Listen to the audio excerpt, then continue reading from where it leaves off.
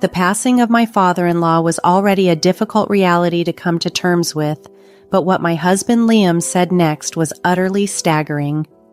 "Let's get divorced. Now that I've received the inheritance, I don't need you as my financial support anymore." For a moment, I was speechless. "What are you talking about?" I asked. Liam flashed a smug smile and said, "I just inherited about $3 million from my dad, so I don't need to rely on you financially." He then began to voice his frustrations about me. "Do you have any idea how much you've embarrassed me? I had high expectations because my dad arranged our marriage. I thought I'd be getting someone extraordinary, but instead, I got someone so ordinary." "And why did you agree to marry me then? You could have just said no," I countered. "It's obvious, isn't it? It was for the money. Who else would marry someone like you?" His words were cruel. I was stunned into silence for a moment, but I gathered my thoughts quickly. "Fine, here are the divorce papers." I agreed to the divorce, but kept something crucial from Liam, something I hoped he would deeply regret later. My name is Teresa. I'm 39 years old, and I run a fashion company. I married Liam, who is 3 years my junior 3 years ago. Our marriage was arranged by his father, Mr. Willie, the CEO of a company I've collaborated with for many years. Liam, being an only child, was initially poised to succeed his father. However, he showed little interest and lacked the necessary skills, so he was soon out of the running for the position and settled into a regular job instead. What drew me to Liam initially was his easygoing nature. Growing up, people often told me I was too serious and lacked spontaneity. I was frequently praised for being diligent, but sometimes people considered me too rigid. Some of my ex-boyfriends even complained, "You're not fun. It's like I'm dating a boss." These comments were disheartening, but I always wondered if perhaps I was indeed too serious. Being labeled as inflexible was not uncommon for me. I struggled to take things lightly and often became too absorbed in details. To me, Liam seemed to belong to a completely different world. On our first date, he had suggested a restaurant, but when we arrived, it was closed. I would have been flustered by such an unexpected situation, but not Liam. "Let's just go to that diner over there," he said, effortlessly changing plans. For someone as structured as me, his adaptability was eye-opening. I thought that by being with him, I could also learn to be more flexible. That's why I decided to marry him. Many were skeptical about our marriage, some even suggesting I could do better. Even Mr. Willie, my father-in-law, didn't seem thrilled. "Are you sure you want to take on my son? It feels like I'm burdening you with him," he once said to me. Despite my initial belief in Liam's potential, doubts began to surface not long after our marriage. Shortly after our wedding, Liam unexpectedly quit his job, and he didn't bother to discuss it with anyone. He simply stopped showing up. When both I and Mr. Willie confronted him about his sudden decision, his response was unsettling. "Why do I need to work if Teresa is earning enough for both of us?" he stated nonchalantly. Both his father and I were so taken aback by his audacity that we were momentarily speechless. Why would he decide to depend entirely on my income? On our first date, a similar display of his carefree attitude had charmed me. He had suggested a restaurant, but upon finding it closed, he casually proposed we go to a nearby diner instead. While such a change in plans would have unsettled me, Liam's ease of adapting had seemed refreshing. I thought his flexibility might help me become less rigid, which influenced my decision to marry him. Many had reservations about our union, even suggesting I could find a better match. Mr. Willie, my father-in-law, seemed particularly concerned, asking me, "Are you sure you want to take this on? It feels like I'm burdening you with him." At the time, I felt that no one truly appreciated Liam's value. However, their warnings soon proved prescient. Liam's reluctance to work became a recurring issue. Despite numerous discussions, where even Mr. Willie tried to intervene, Liam's mindset remained unchanged. "Even if I work, I can't earn as much as Teresa does," he would argue. Shortly after we married, he brazenly embraced the role of a freeloader. I considered divorcing him then. Such behavior might have been endearing from a young man in his 20s, but coming from a man nearing 38, it was deeply problematic. Eventually, we reached a reluctant compromise that Liam would handle the household chores. It turned out that Liam's parents had divorced a few years earlier, and before their separation, Liam's mother had also struggled with similar issues. It seemed the pattern of avoidance and dependency might have been deeper rooted in Liam than I had initially realized.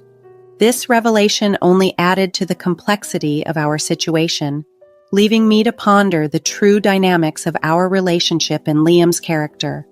Liam often used his lack of domestic upbringing as an excuse for his inability to manage household tasks.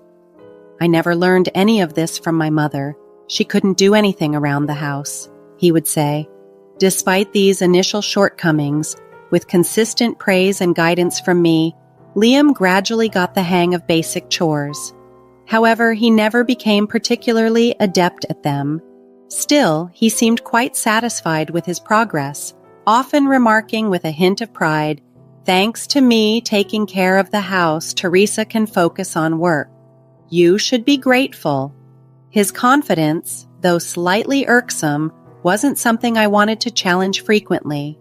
"Yes, Liam, I appreciate your help," I'd respond, mustering a smile. Though there were times his attitude annoyed me, we generally coexisted quite harmoniously. About a year into our marriage, a significant event unfolded. My father-in-law, who was not known for impulsive decisions, adopted an 8-year-old boy named Brian. Brian appeared to be an ordinary boy, but knowing my father-in-law, there had to be a compelling reason behind his action. One day, I asked him about it in private. He made me promise to keep the conversation confidential before revealing that Brian was the son of a close employee who had died tragically in an accident along with his wife. They had eloped, and with no close relatives to care for Brian, he would have been placed in foster care. Understanding his decision, I responded, "That's very kind of you." Although Liam and I didn't have children and enjoyed considerable freedom, I reassured my father-in-law of my support.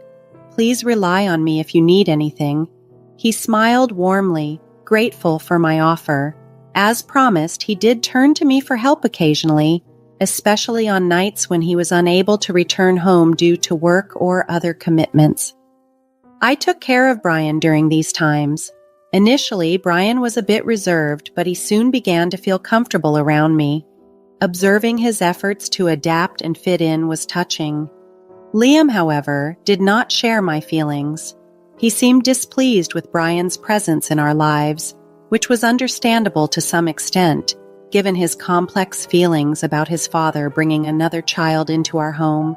Liam's reluctance to embrace Brian made me consider the deeper layers of his discontent and the dynamics within our family. When I attempted to discuss Brian's adoption with Liam, his reaction was disheartening. "Adopting him? What is Dad thinking? This is going to cut into my inheritance. I was hoping to get everything," he complained. It became clear that Liam wasn't conflicted about Brian as a person. He was merely worried about the financial implications. "I'm going to talk to Dad about this. I'm not cool with it," he declared one day before confronting his father. Upon his return, Liam was surprisingly cheerful. I approached him cautiously, asking, "How did it go?" "It's all good. My share isn't changing," he replied with a smile. "What do you mean?" I asked, puzzled. Liam explained with a sense of pride, "Dad's making Brian give up his rights to the inheritance because I'm his real son." I was taken aback. Could my father-in-law, who had spoken so kindly of Brian, really plan to exclude him? It seemed out of character, and something felt off, but Liam was too pleased with the outcome to notice my concern. "Well, if my father-in-law says so, there must be a reason. Anyway, he's still young. We won't have to deal with his inheritance for a long time. Maybe I'll divorce Liam before then, who knows?" I thought to myself half-jokingly. However, life took an unexpected turn. A year later, my father-in-law had a serious accident and passed away. Losing him so suddenly was shocking. I had known him longer than I had known Liam, and he had always been a principled man, both in his professional life and at home. Overwhelmed with grief, I prepared for the funeral while struggling with my profound sense of loss. Liam, on the other hand, appeared oddly detached from the situation. Perhaps the suddenness of his father's death left him in disbelief. During the funeral, I took the lead in organizing the proceedings since Liam seemed distant and uninvolved. I tried my best to hold back tears, but the sight of young Brian crying broke my heart. Liam, in contrast, didn't shed a single tear. Instead of showing sadness, he looked restless and, oddly enough, almost pleased, which I found disturbing. His lack of emotion and strange demeanor during such a painful time made me reconsider everything I thought I knew about the man I had married. I confronted Liam, feeling something was off with his demeanor. "Aren't you sad about your dad?" I asked, hoping to understand his apparent lack of sorrow. His response caught me off guard. "Oh, I'm definitely sad, but, I'm also kind of excited. Oops, I guess I let that slip, huh?" He chuckled lightly. "Come on, Teresa. Dad was the CEO, right? He must have left a lot of money. How much do you think he left behind?" It was then I realized that Liam hadn't been lost in thought.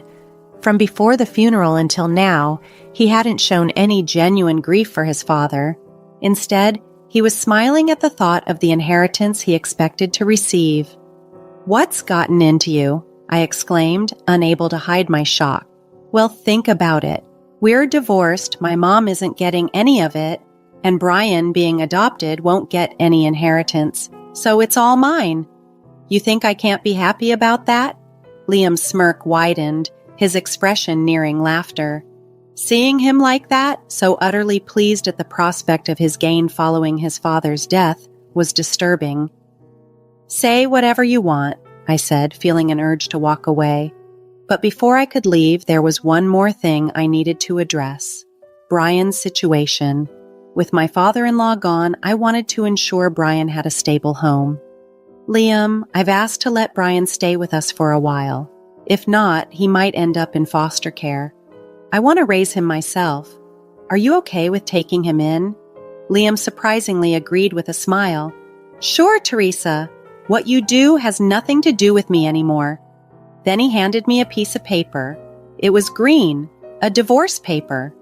"What's this?" I asked, confused. "Let's get a divorce now. Now that I got the inheritance, I don't need my ATM anymore," Liam said coldly. For a moment, I couldn't grasp the full extent of his words. Had he just referred to me as an ATM, implying I was no longer needed? "What do you mean?" I pressed for clarity. Liam smirked again, probably enjoying the moment. "I got around $3 million from my dad's inheritance, so I don't need you anymore. With this much, I don't have to work. I don't have to please you," he explained, revealing the depths of his self-interest and lack of empathy. Liam's behavior left me stunned. The inheritance, a result of my father-in-law's passing, seemed to trigger an unsettling change in him. He behaved as if he had won a large lottery, not showing any sign of grief. Instead, he was practically jubilant, a reaction that painfully underscored how money can profoundly alter someone's actions. Perhaps, I thought, Liam was simply overwhelmed by the sudden windfall.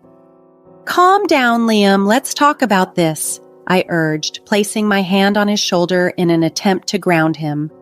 Liam shrugged off my hand with a jolt and snapped at me furiously. "Shut up, you boring woman!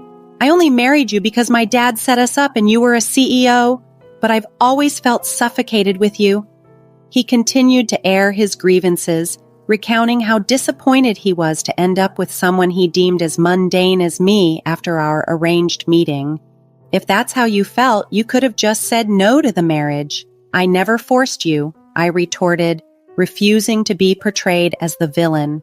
"It's obvious, isn't it? For the money. Who else would marry someone like you?" Liam jeered, openly admitting that his motivations were purely financial. His mockery was a painful echo of his true sentiments. Liam, unabashedly, began to reveal more shocking truths. I had a significant debt. My dad said if I changed my ways and devoted myself to you, he would pay it off. So, of course, I married you. His words confirmed that his love was never genuine. It was all a financial arrangement. Seeing Liam laugh so cruelly, I realized that I no longer recognized the man I had married. With a resolute mind, I decided to forego the advice I had initially planned to give him and started filling out the divorce papers without hesitation. Liam, who had been advocating for a divorce, seemed somewhat surprised to see my decisiveness. "Hey, are you thinking of getting a divorce now?" "Fine, here's the divorce papers," I declared, feeling a sense of liberation as I wrote them. "Now we're total strangers. Whatever happens from now on doesn't concern the other. You can live with that kid and I can hang out with younger women. We're free," Liam said, his tone showing he was ecstatic about the situation. From what I could tell, he hadn't been unfaithful during our marriage, which was one of the few surprises left in our relationship. I never suspected it, but now none of it mattered anymore. Seeing Liam so thrilled about the divorce, I couldn't help but remark, "Interesting, Liam. If you were this happy about it, you should have asked for a divorce sooner." "I had my reasons. I wanted the money," Liam replied nonchalantly, stuffing the divorce papers into his bag before hastily leaving our shared home. The house suddenly felt too large and empty, a reminder of the life I once shared with Liam. It was time for a change. With Brian now in my life, I thought it would be best to start fresh somewhere new. Selling the house and moving closer to my parents seemed like a sensible decision, especially to provide Brian with a stable and supportive environment. Although it meant he would have to change schools, Brian was agreeable to the idea. "It's a bit sad, but now we can look for a new place without any reservations," he said. Finding the right place took some time, but eventually I made a decision. Proximity to my parents and a great location were my top priorities. The house we found was expensive, but it was worth it considering Brian's needs and the benefits of the location. When Brian and I visited the property, his eyes lit up at the sight of the spacious and beautifully decorated house, complete with a swimming pool. While I hadn't planned on a pool, Brian's excitement made it all worthwhile. "Wow, this is amazing!" Brian exclaimed. His happiness was what mattered most to me, and so we moved in. Settling into our new home took some time, but it gradually became a comforting sanctuary for both of us. Then, out of the blue, I received a call from Liam. He sounded desperate and wanted to meet to apologize. Curious about his sudden change of heart, I agreed to meet him. I left Brian with my mom and went to the diner where Liam was waiting. He looked pale and distraught as I approached. "Teresa!" he called out, standing up. I gave him a cold look. "What do you want, Liam? We're supposed to be strangers now." "Don't say that. The truth is, my dad had debts. Damn, I never thought—" "Wait, didn't you get $3 million from your inheritance? Just use that to pay off your debts," I interrupted.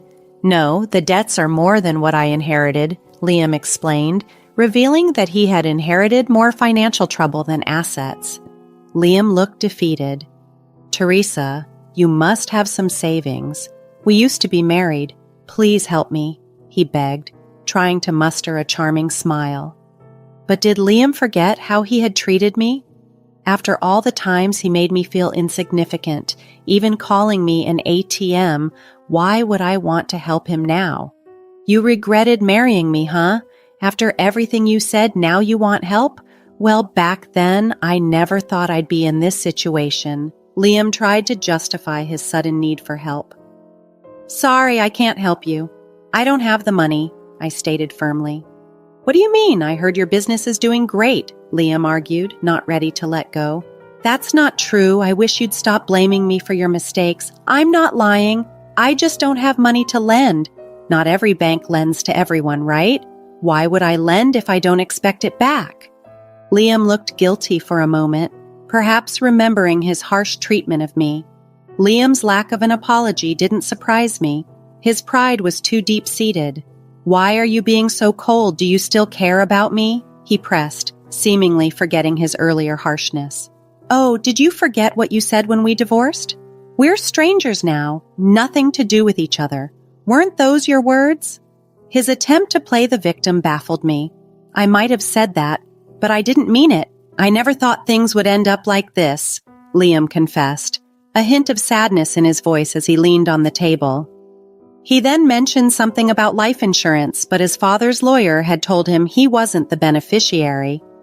"Oh, really?" I chuckled, which seemed to catch Liam off guard. "You don't think Teresa would be the one your dad left it to, do you?" "No, it's not me." "Then why did you laugh?" "I just felt a bit sorry for you, that's all. If it was insurance, I wouldn't have inherited the debts." "Exactly. That's why my father-in-law had Brian give up the inheritance. He left something for Brian through life insurance.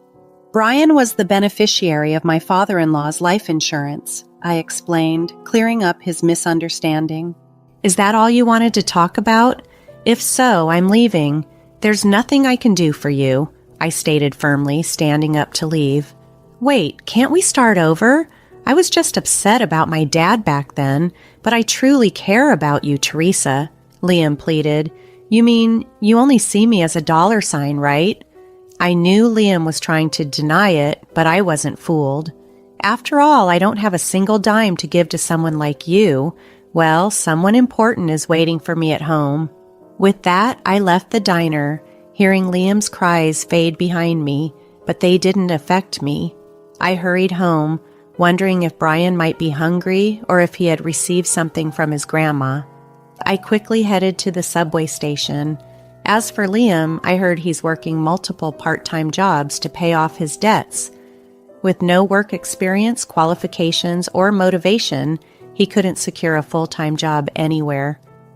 I once saw him at a convenience store while on my way to a client meeting. He looked much older and thinner, a shadow of his former self. Liam, who had always relied on others, was now facing the consequences. There's no sympathy left in me for him. On the other hand, I'm living peacefully with Brian. We even argue sometimes, which is saddening when Brian ignores me after a fight, but I try to see it as a sign that he's opening up. I plan to support him until he can stand on his own 2 feet, fulfilling what I believe would have been my father-in-law's wish. This has become my goal in life now.